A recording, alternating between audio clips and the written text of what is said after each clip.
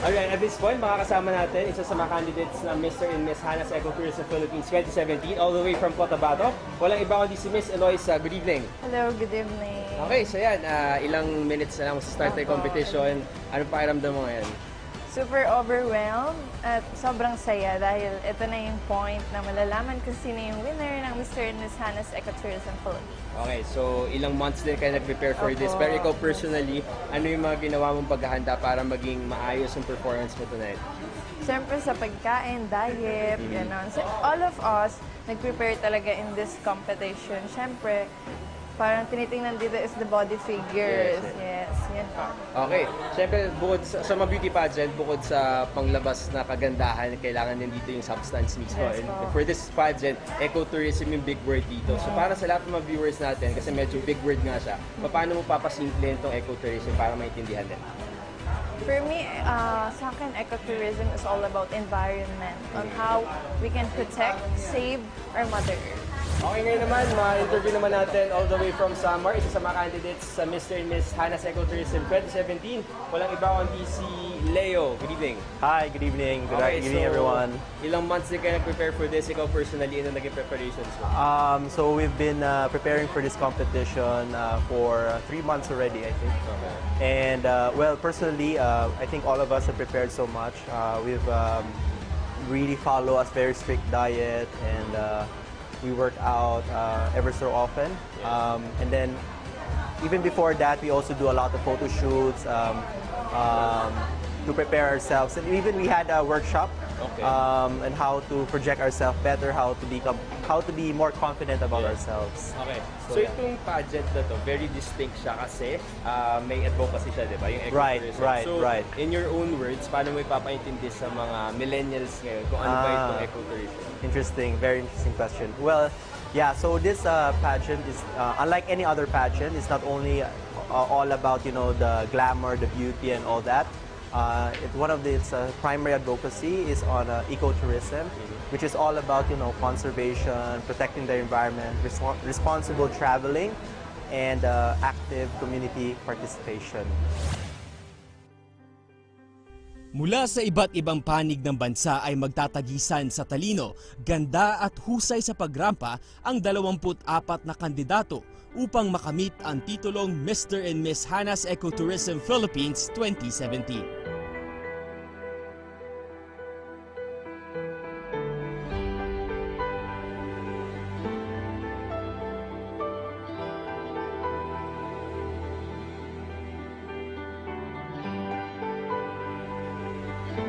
Ilocos Norte, and welcome to the Blue Lagoon of the Philippines. Of course, good evening to my very handsome partner, Alex. How are you? I'm great. How are you tonight? I'm excited.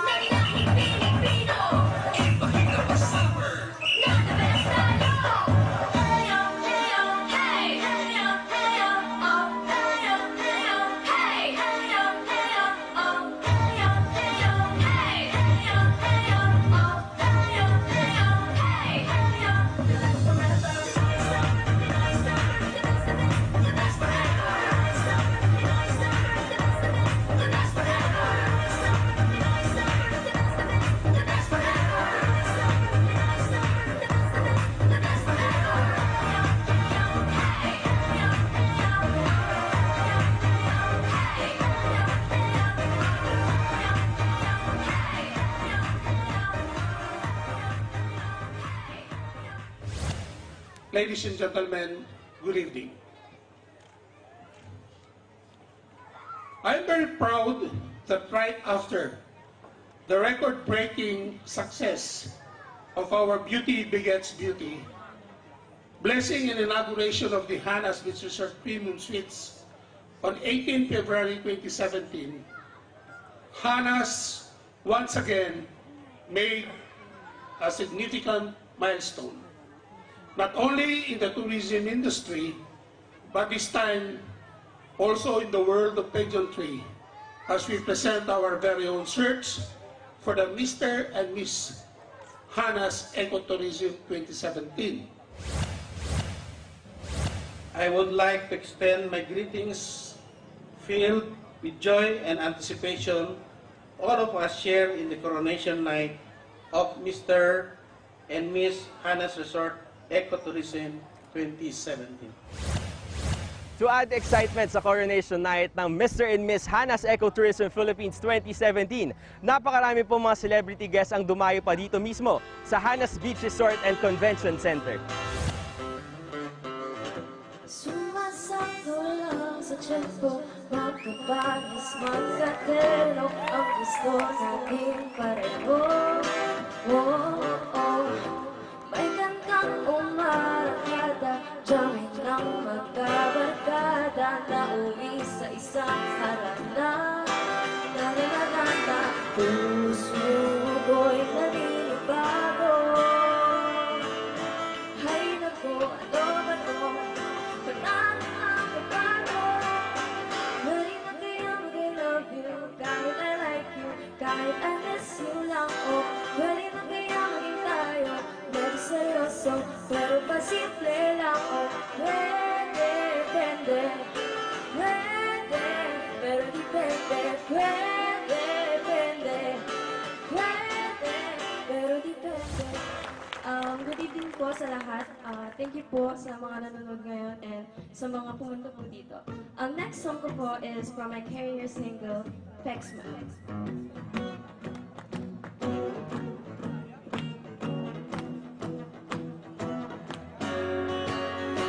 Simula sa kalokohan, walang pansinan at deadmahan.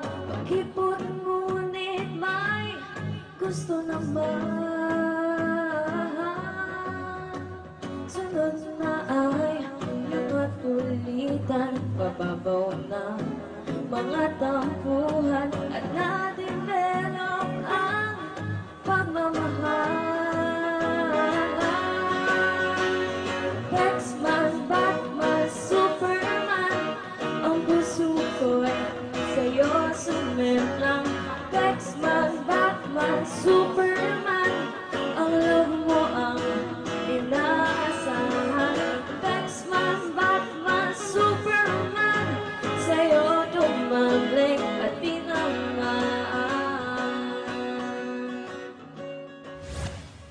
Sa aming pagbabalik, swimwear and long gown competition naman ng ating masasaksihan. Dito lamang yan sa Mr. and Miss Hannah's Ecotourism Philippines 2017.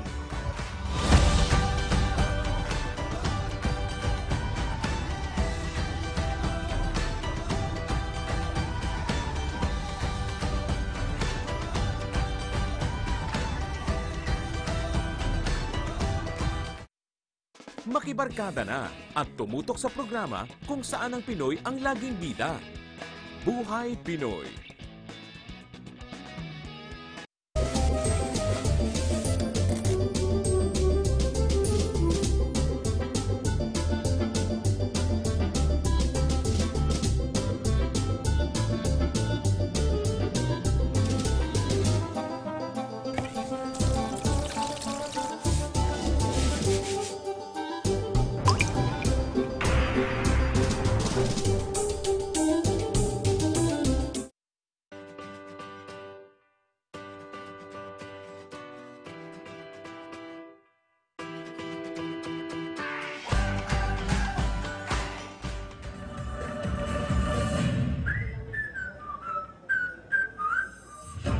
Unang sumalang ang Mr. and Miss Hannah's Ecotourism Philippines 2017 sa swimwear competition.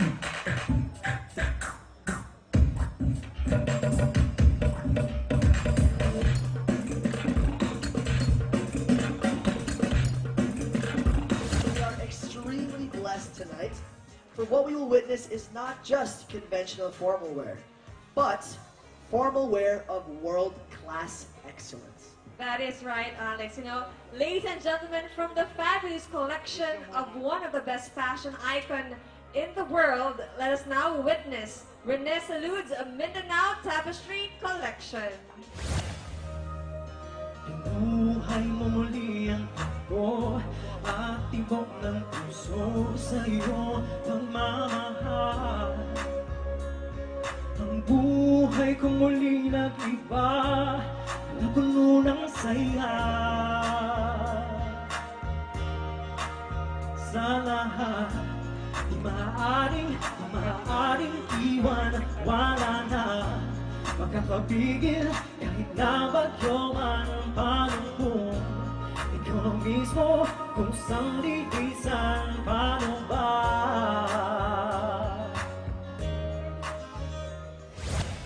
Just like any other beauty pageants, hindi pwede mawala ang most anticipated part ng competition. At yan ang question and answer portion. Would you rather live in a world where peace exists, but the environment is not protected by its people? Why or why not?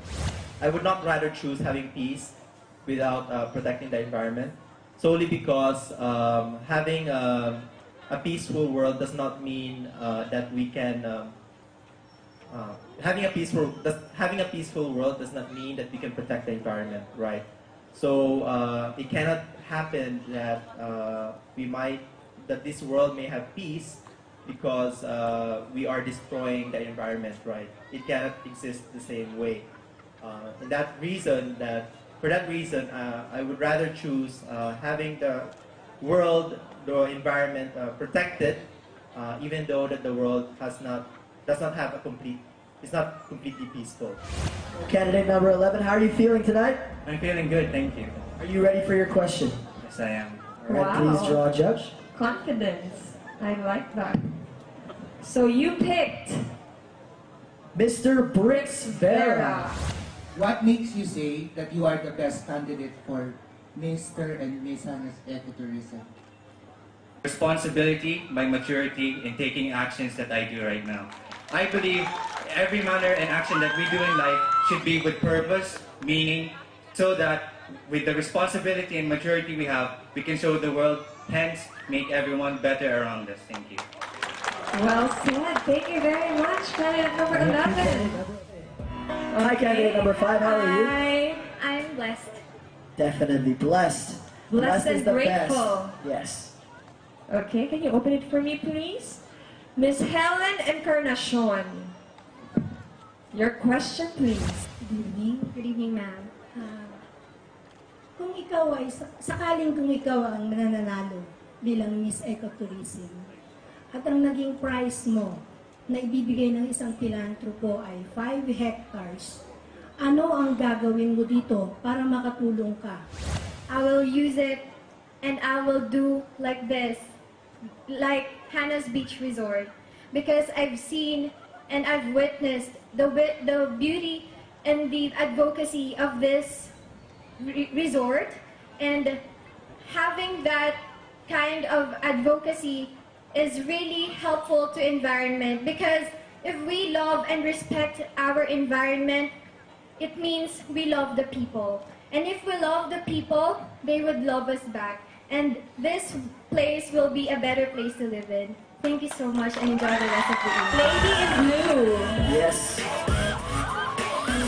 May fans ka doon. Hi.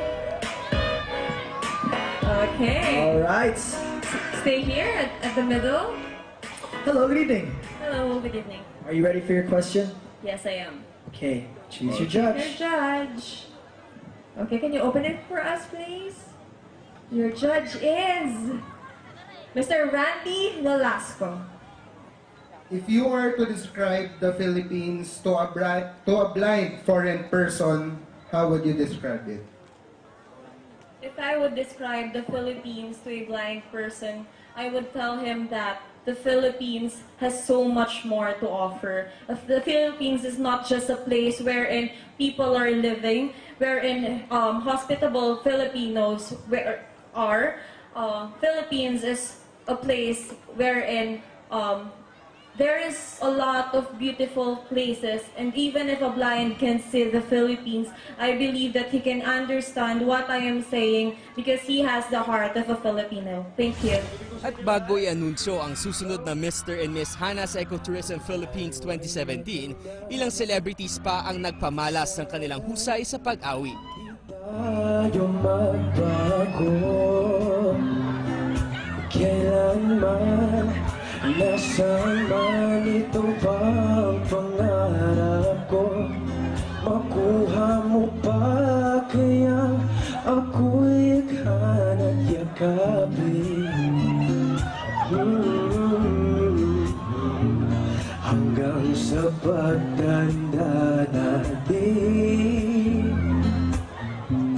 nagtatanong lang sa'yo, ako pa kaya ibigin mo, kahit maputi na ang buhok ko.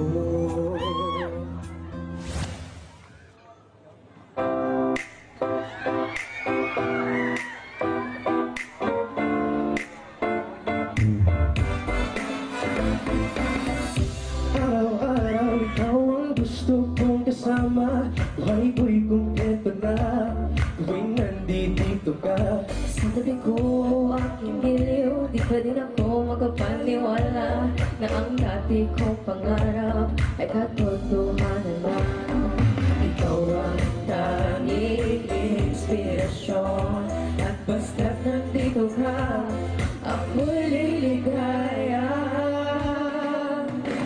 Dahil sa'yo ako'y matapang, dahil sa'yo ako'y lalaban, dahil sa'yo pagmamahal na walang katapusan. Dahil sa'yo merong pangarap, pagmamahal ko sa'yo'y tapat. Para sa'yo pagmamahal na higit pa sa sapat.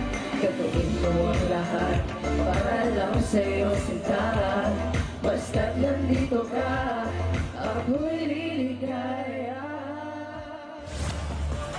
All right, and without further ado, ladies and gentlemen, your Mr. Hannah's Ecotourism Philippines 2017 is candidate number. Sino? Candidate number 11.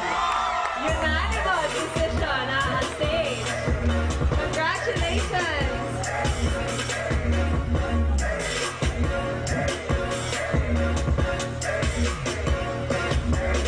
Got a condo with me, baby girl, what's your name? You know ass and body, so don't get to And now, the Miss Hannah Ecotourism Philippines 2017 is Sino. Congratulations to candidate number 5.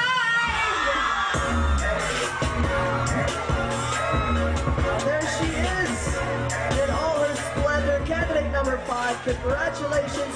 You are Miss Hannah's Ecotourism Philippines 2017.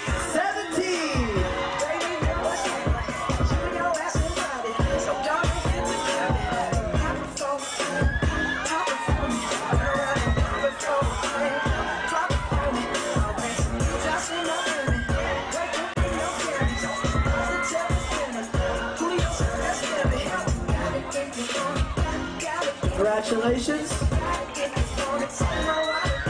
Can we please have our 2 winners to the center of the stage for a photo op, their first photo op as Mr. and Miss Hannah's Ecotourism Philippines 2017. Let's give them a big round of applause, guys.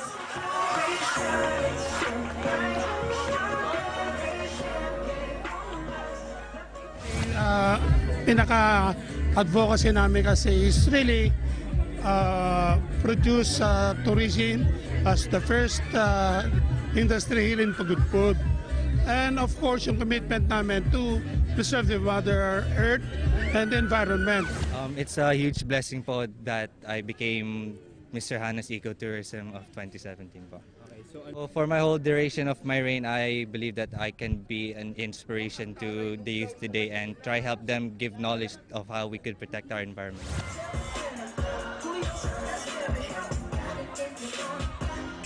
Ayan, so I'm inviting you guys to protect our environment because I really believe that we can still save our Mother Earth. Another successful coronation of Hannah's Beach Resort that will really promote as an ambassador of tourism here dito sa ating bansa. And with all the good facilities that we have, with the adventurous sports activities that we have, such as the longest zip line, yung ating mga kayaking with the jet skis, and siyempre yung ating firing range that is really creating stir now dito sa ating Pagudpud. Talagang there is no reason for you not to go here. So I am inviting everybody to go to Hannah's Beach Resort and experience the best times of our life here in Pagudpud. Ang kalikasan ay isang yaman na dapat pangalagaan at pagyamanin. Bukod sa nagbibigay ito ng magagandang atraksyon, ito rin ay nagsisilbing kabuhayan ng marami nating mga kababayan. Sana'y magsilbing ehemplo ang Hannah's Beach Resort and Convention Center sa pangangalaga ng ating kalikasan at gayon na rin ang pagpapalakas ng ating turismo. Mula po dito sa Pagudpud, Ilocos Norte, maraming salamat po. Ako po si Jules Giang.